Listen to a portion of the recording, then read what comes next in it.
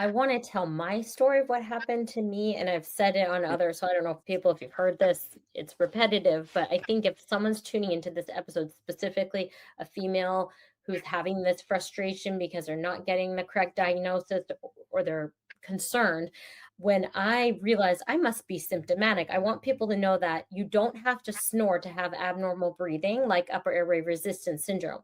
I typically did not snore, and you don't have to mouth breathe. I would sleep with my mouth closed. You don't have to be a restless sleeper.